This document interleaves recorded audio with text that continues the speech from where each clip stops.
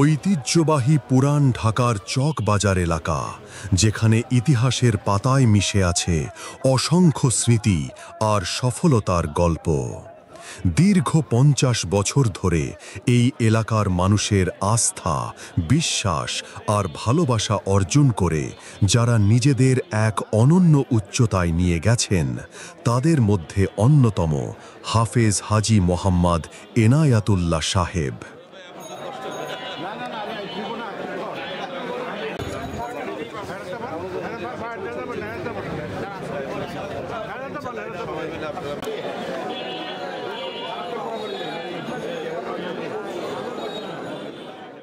সততা, নিষ্ঠা আর সুনামের সাথে ব্যবসা করে তিনি শুধু আর্থিক সফলতাই অর্জন করেননি, অর্জন করেছেন অসংখ্য মানুষের হৃদয়ে এক বিশেষ স্থান। সেই বিশেষ স্থানই আজ তাকে নিয়ে এসেছে এক নতুন দিগন্তে, জাতীয় রাজনীতির ময়দানে।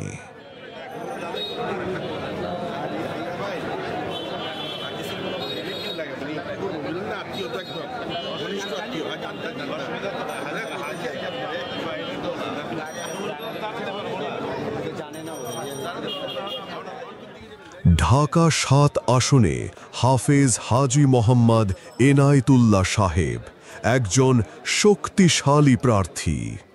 বাংলাদেশ জামাতে ইসলামী আসন্ন ত্রয়োদশ জাতীয় সংসদ নির্বাচনে ঢাকা ৭ আসনে সংসদ সদস্য পদপ্রার্থী হিসাবে হাফেজ হাজী মোহাম্মদ এনায়েতুল্লাহ সাহেবকে মনোনয়ন দিয়েছে।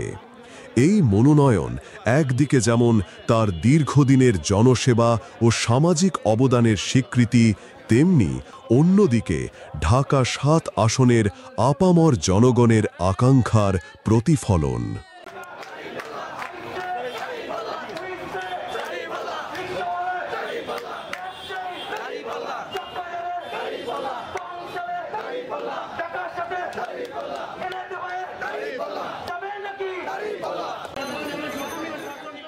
নির্বাচনকে সামনে রেখে তিনি ইতিমধ্যে পুরো দমে গণসংযোগ, প্রচার ও প্রচারণা চালিয়ে যাচ্ছেন।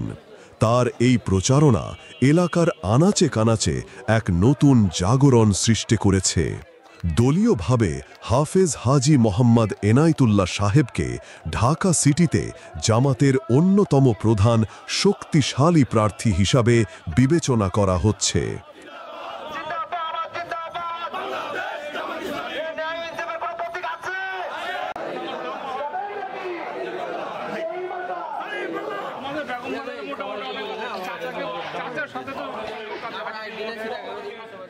হাফেজ হাজী মোহাম্মদ এনায়াতুল্লাহ সাহেব, আপামর জনতার বন্ধু।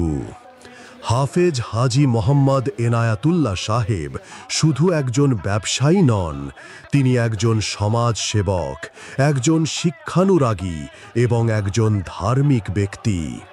তিনি এলাকার অসহায় ও দুস্থ মানুষের পাশে অতীতে ছিলেন, এখনও আছেন, আগামীতেও থাকবেন। তিনি বিভিন্ন এলাকায় শিক্ষা প্রতিষ্ঠান গড়ে তুলেছেন, মসজিদ মাদ্রাসার উন্নয়নে কাজ করেছেন। তার এই নিঃস্বার্থ সেবা ও ত্যাগের কারণে তিনি দল মত নির্বিশেষে সকলের কাছে পরিচিত মুখ। তার এই জনপ্রিয়তা তাকে দিয়েছে এক বাড়তি সুবিধা, যা নির্বাচনী লড়াইয়ে তাকে এগিয়ে রাখবে। চকবাজারের ব্যবসায়ীদের কাছে তিনি শুধু একজন প্রার্থী নন, তিনি তাদের আপনজন, তাদের বন্ধু।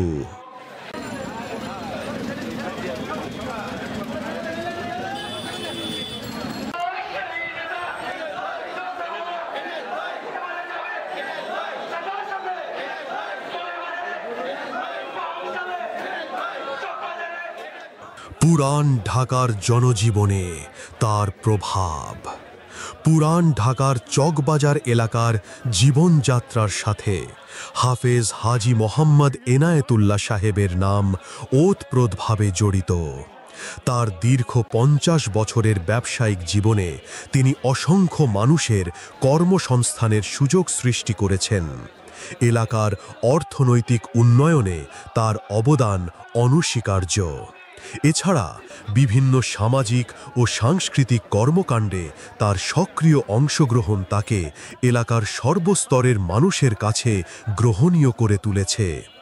বিশেষ করে যুব সমাজ এবং নতুন ভোটারদের মধ্যে তার প্রতি এক বিশেষ আগ্রহ দেখা যাচ্ছে। তারা মনে করেন হাফেজ হাজী মোহাম্মদ এনায়েতুল্লাহ সাহেব তাদের এলাকার উন্নয়নে এক নতুন দিক নির্দেশনা দিতে পারবেন।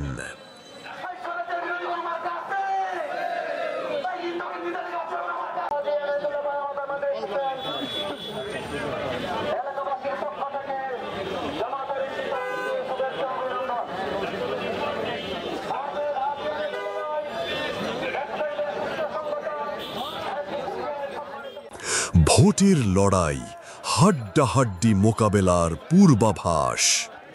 রাজনৈতিক বিশ্লেষকদের মতে ঢাকা ৭ আসনে এবারের নির্বাচন হবে অত্যন্ত প্রতিদ্বন্দ্বিতামূলক।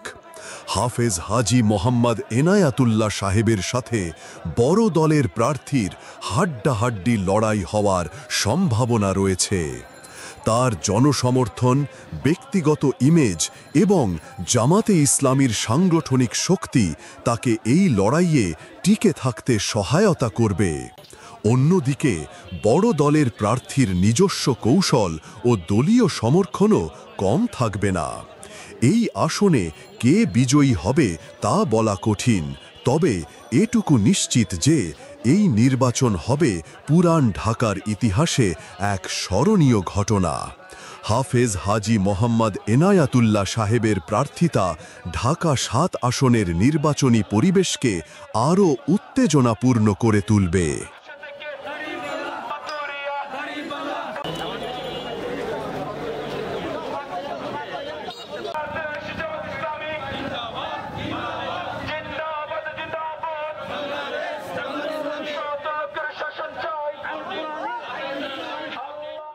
জনগণের প্রত্যাশা ও ভবিষ্যৎ।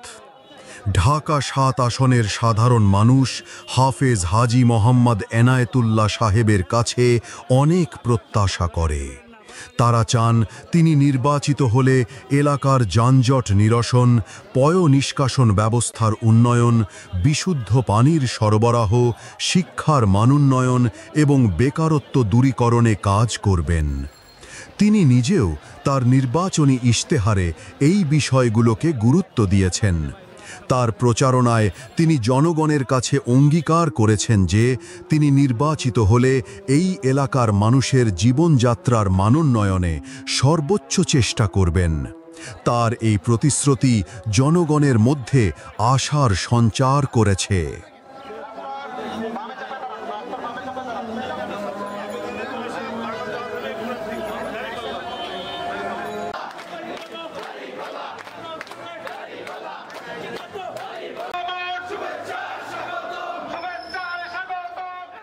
হাফেজ হাজী মোহাম্মদ এনায়েতুল্লাহ সাহেবের দীর্ঘদিনের সামাজিক ও ব্যবসায়িক সফলতার পর রাজনীতিতে আসাটা পুরান ঢাকার মানুষের জন্য এক নতুন বার্তা নিয়ে এসেছে। তার সততা, নিষ্ঠা আর সুনামি তাকে এই কঠিন লড়াইয়ে জয়ী হতে সাহায্য করবে বলে অনেকেই মনে করছেন। ত্রয়োদশ জাতীয় সংসদ নির্বাচনে ঢাকা ৭ আসনের ফলাফল কী হয় তা জানতে আমাদের নির্বাচন পর্যন্ত অপেক্ষা করতে হবে। তবে এ কথা বলা যায় যে হাফেজ হাজী মোহাম্মদ এনায়েতুল্লাহ সাহেবের অংশগ্রহণ এই আসনের নির্বাচনী লড়াইকে আরও আকর্ষণীয় করে তুলবে।